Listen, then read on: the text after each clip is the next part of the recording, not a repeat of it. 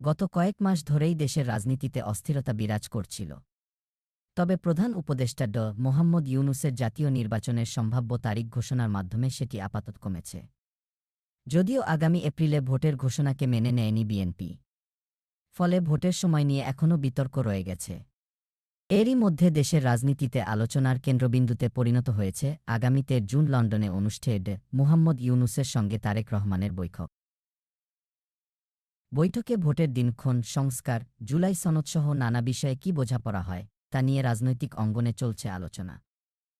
তবে হঠাৎ প্রধান উপদেষ্টার সঙ্গে তারেক রহমানের বৈঠককে আয়োজন করল। কেই বা রয়েছেন এ বৈঠকের নেপথ্যে? সূত্র বলছে এ সাক্ষাৎ যাতে হয় সে ব্যাপারে সবশেষ বিএনপি চেয়ারপারসন বেগম খালেদা জিয়া ভূমিকা রাখেন।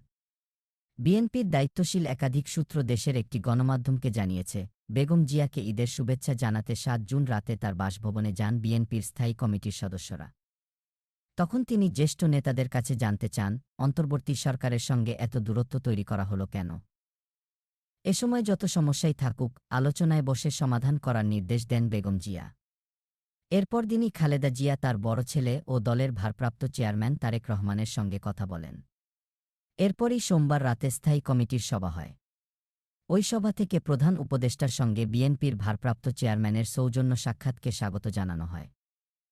বিএনপি নেতারা মনে করেন, এই সাক্ষাৎ বাংলাদেশের চলমান রাজনৈতিক সংকট কাটাতে ইতিবাচক ভূমিকা রাখতে পারে এবং একটি গ্রহণযোগ্য নির্বাচনের পথ প্রস্তুত করতে সহায়ক হতে পারে।